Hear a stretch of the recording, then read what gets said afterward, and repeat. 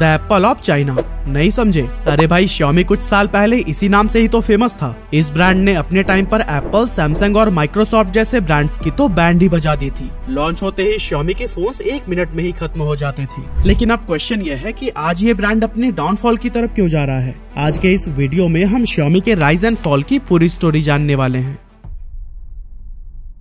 तो दोस्तों, 2014 से पहले तक Xiaomi चाइनीज मार्केट में तो बेहद पॉपुलर था, लेकिन इंडिया में इसने अभी तक एंट्री नहीं ली थी। यहाँ पे इस ब्रांड के बूम करने का सफर तब शुरू हुआ जब ऑनलाइन फैशन रिटेलर जबोंग के को फाउंडर मनु कुमार जैन फंडिंग के लिए 2013 में चाइना गए। वहाँ बीजिंग में चल रहे एक कॉन्फ्रेंस में मनु की मुलाकात Xiaomi के फाउंडर ली जून से हुई और उन्हें ली के आइडियाज, बिजनेस मॉडल और अफोर्डेबल प्राइस पर हाई क्वालिटी स्मार्टफोन्स बहुत पसंद आए। मनु को लगा कि इंडिया को भी इस तरह के बेहतरीन और अफोर्डेबल फोन्स की जरूरत है, इसीलिए वो कॉन्फ्रेंस के बाद ली जून से मिले और ऑफर दिया कि वो Xiaomi के साथ काम करके उसके ऑपरेशंस को इंडिया में भी एक्सपेंड करना चाहते हैं। इस तरह से कई महीनों की प्लानिंग और डिस्कशन के बाद मनु ने जबोंग को छोड़ दिया और इंडिया में Xiaomi के पहले एम्प्लॉय बने, जिनका मेन पर्पस एक ऐसी टीम बनाना था जो इंडिया में सेल्स, मार्केटिंग और आफ्टर सेल सर्विस को मैनेज कर सके। ऐसे ही काफी एफर्ट के बाद जुलाई 2014 को Xiaomi ने अपना पहला स्मार्टफोन इंडियन मार्केट में उतारा, जिसका नाम था Xiaomi Mi 3। इस फोन में Xiaomi काफी अच्छे फीचर्स ऑफर कर रहा था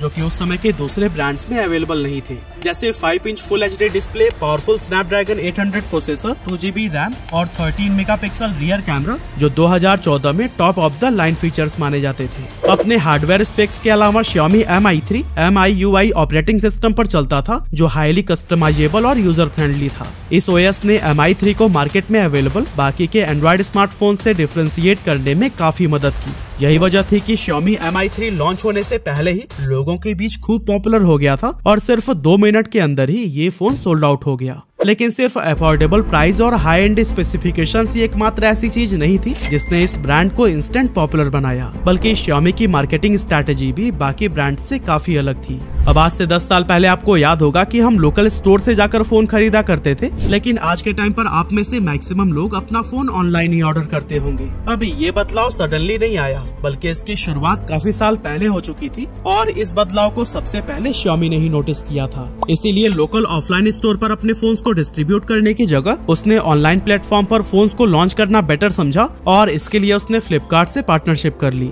इस पार्टनरशिप का कंपनी को भरपूर फायदा मिला, क्योंकि फ्लिपकार्ट एक बहुत बड़े कस्टमर बेस के साथ इंडिया का one of the largest online market place था। इसीलिए यहाँ पर फोन लॉन्च करके Xiaomi काफी आसानी से बहुत बड़ी संख्या में कस्टमर्स को अट्रैक्ट करने में सफल हो गया।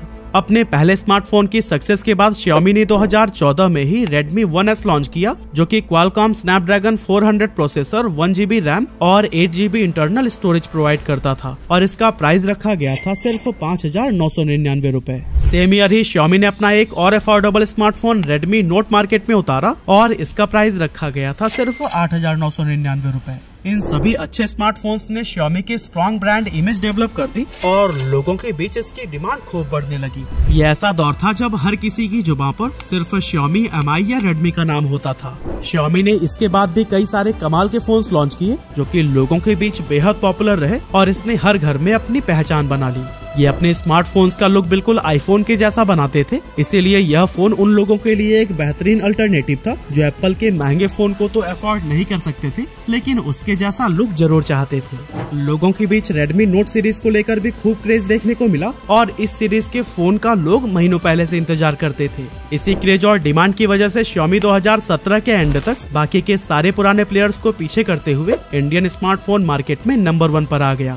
अब इसके नंबर 1 पर आने के पीछे 3 मेन रीजंस थे। पहला ये कि लोग उस टाइम पर कीपैड वाले फोन्स यूज करते थे जिसकी बैटरी काफी लॉन्ग लास्टिंग होती थी, लेकिन जब वो शुरुआती स्मार्टफोन पर शिफ्ट हुए तो इसकी बैटरी बहुत ही जल्दी लो हो जाती थी और इसी प्रॉब्लम की वजह से काफी लोग स्मार्टफोन के साथ साथ एक कीपैड वाला फोन भी रखते थे। लेकिन Xiaomi इंडिया में पहला ऐसा ब्रांड था जिसने इस प्रॉब्लम को समझा और 4000 mAh तक की कैपेसिटी वाली बड़ी बैटरी के साथ स्मार्टफोन्स को लॉन्च किया। Xiaomi के सक्सेस का सेकेंड रीजन था कि उस समय सैमसंग और एप्पल मार्केट के प्रीमियम सेगमेंट पर तो राज चार्ज कर रहे थे, लेकिन उनका प्राइस इतना ज्यादा था कि मैक्सिमम लोग उनके फोन्स को अफोर्ड ही नहीं कर पाते थे। मिड या लो रेंज की कैटेगरी में सिर्फ माइक्रोमैक्स, कार्बन या लावा जैसे ब्रांड्स मौजूद थे, लेकिन इन फोन से मिलने वाले खराब यूजर एक्सपीरियंस की वजह से कस्टमर इन सभी ब्रांड से तंग आ चुके थे।